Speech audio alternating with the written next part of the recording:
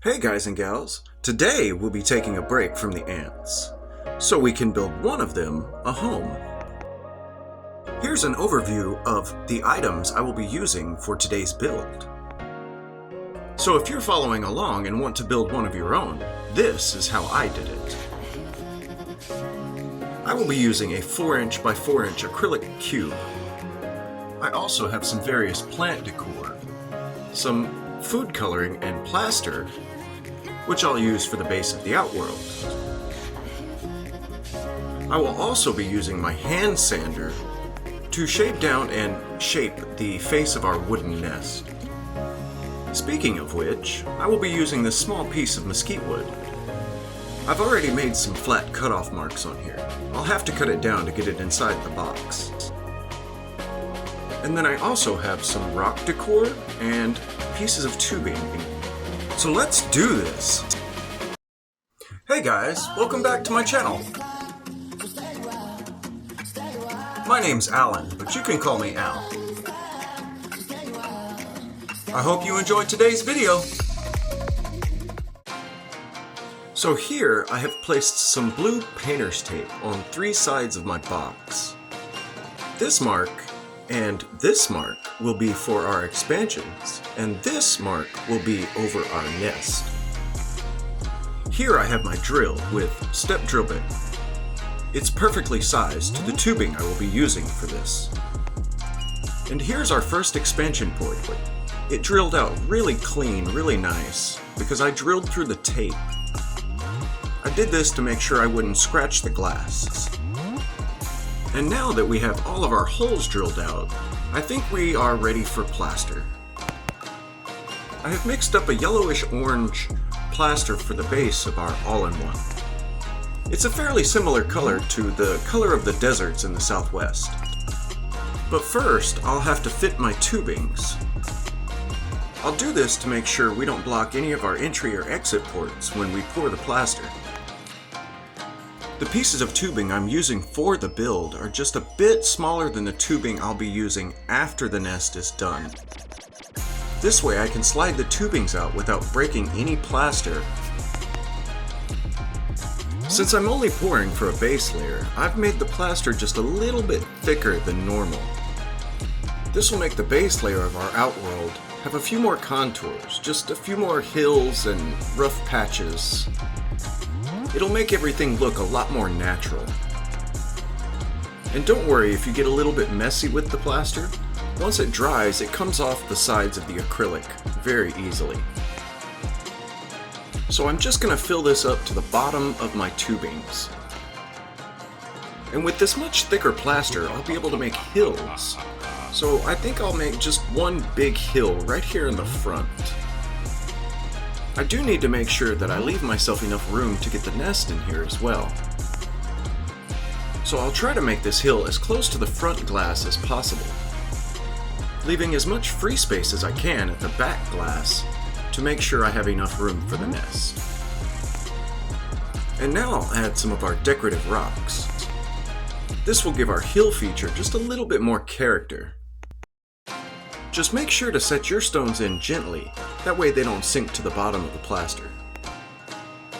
And now I'll add some black aquarium sand for accenting the orange of the base.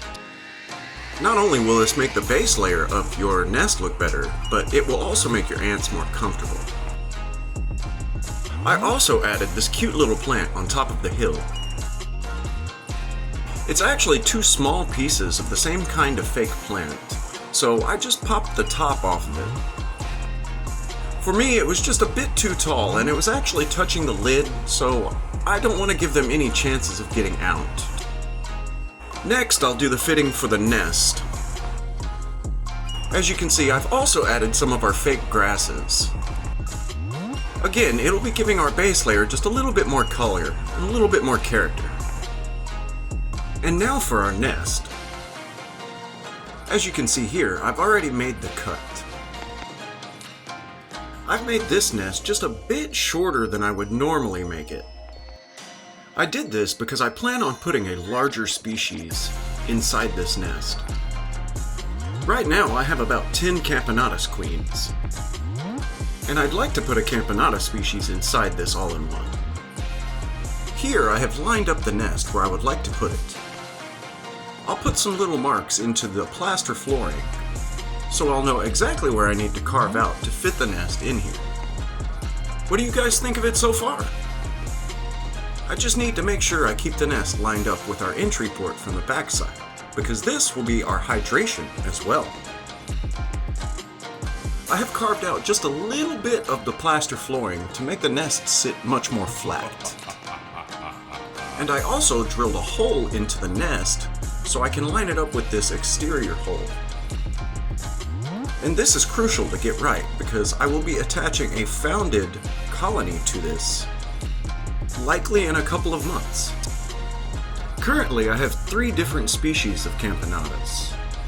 I'm not sure which one I'll put in here yet, but maybe I'll put it to a vote, so you guys can decide. Or if I'm able to catch Chromatogaster species queens, we might put them in here.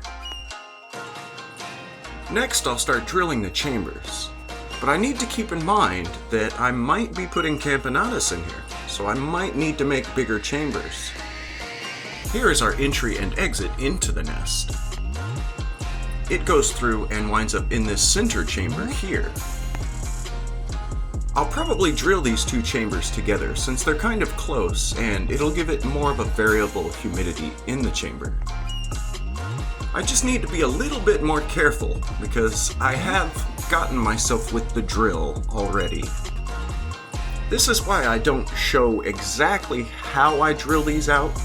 I haven't figured out how to do the camera work for it, plus it's kind of dangerous.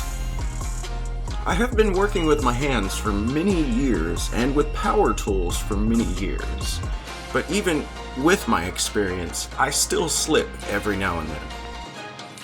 And had I not had this experience, I likely could have drilled through my hand. So yes, always use the proper tool for the job, guys.